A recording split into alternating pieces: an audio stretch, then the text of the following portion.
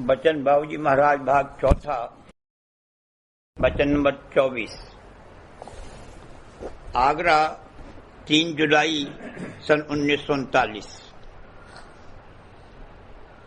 संसार के पद और पदार्थों को जिनमें मोह और बंधन है छोड़ देना चाहिए। तन मन धन लेकर मालिक के दरबार में रसाई नहीं हो सकती। दुनिया को छोड़कर मालिक पर भरोसा करना चाहिए। संसार के पद और पदार्थों को जिनमें मोह और बंधन है, यानी यहाँ की चीजें और कार्रवाइयां जो प्यारी लगती हैं और जिनमें प्यार है, उनको रोज एक एक करके छोड़ते चलना चाहिए। मालिक के चरणों में भेंट करते जाना चाहिए। मालिक को इन चीजों की जरूरत और चाह नहीं है। तन मन धन तीनों मालिक के दरबार से निकाल दिए गए हैं। वहां ये चीजें नहीं हैं। वहां केवल सुरत यानी चैतन्य ही चैतन्य है। सुरत मालिक की अंश है। किसी वजह से तन में आकर बैठी है और उसने मन आपा धारण किया है। इसलिए अपनी प्यारी अंश के लिहाज से मालिक तन और मन का भी रक्षक है और उनकी संभाल करता है।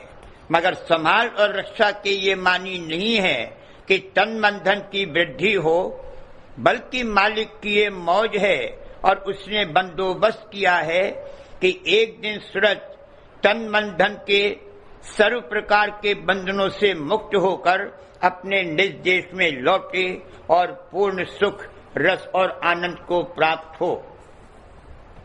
यही मौज और मौज का सार है। इसको अच्छी तरह से समझ लेना चाहिए।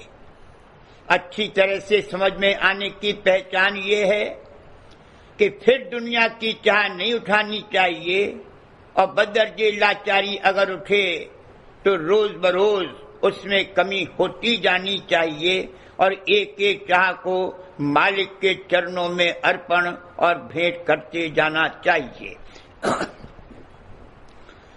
संत सद्गुरु के सामने कोई दुनियावी चाह नहीं पेश करनी चाहिए।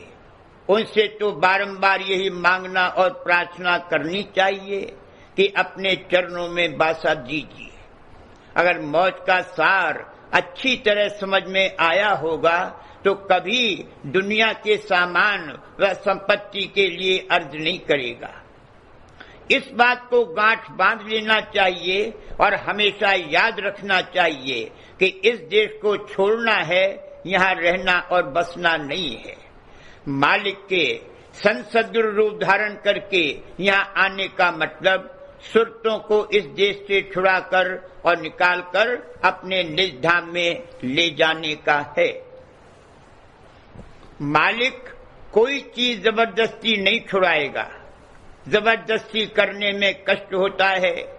मालिक किसी को कष्ट नहीं देता। कोटान कोट जन्मों के तजुर्बात का खुलासा और नतीजा जो अंतर में रखा हुआ है, उससे जब मालूम पड़ेगा कि आज तक हम मन और माया के देश में बरतते रहे, मगर हमको सच्चा और दवामी सुख नहीं मिला और हमारे अंतर की असली चाह पूरी नहीं हुई, तब ये अंतर से इस देश से उदास और नाउम्मीद होगा और तब संसार छूटेगा। इसका बंदोबस्त मालिक ने किया है। मालिक ने ही इसको भेजा है और मालिक ने ही वापस ले जाने का भी बंदोबस्त किया है। कुदरत के कायदे से ये अवस्था आवेगी और तब ये खुशी से मालिक को और तब ये खुशी से दुनिया को मालिक के चरणों में अर्पण करता जाएगा। यही असली भेंट है। भेंट के मानी ये है कि जो चीज भेंट की गई उसमें जो मोह और बंधन था वह निकले या कम से कम ढीला या कम हो। अगर ये नहीं हुआ तो वह भेंट नहीं हुई।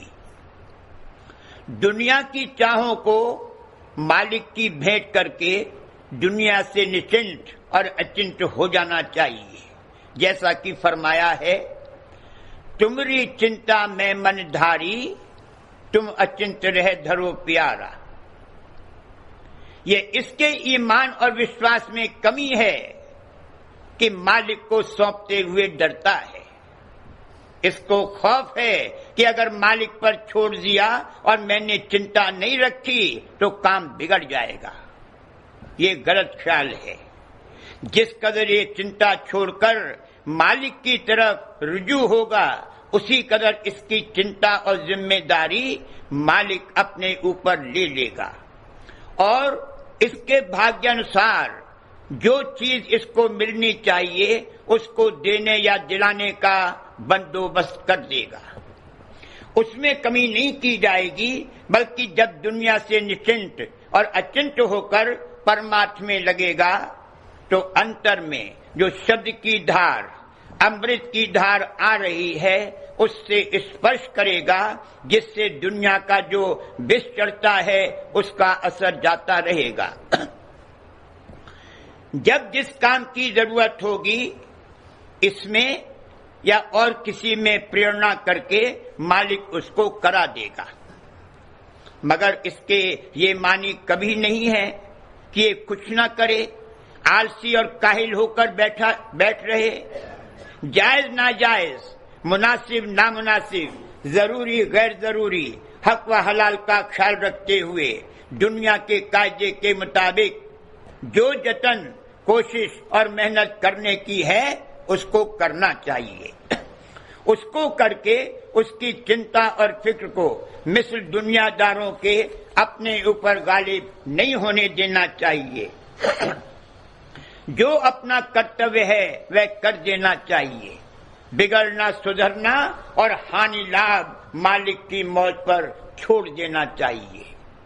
जो नतीजा मौज से ज़हूर में आवे उससे माकत करना चाहिए।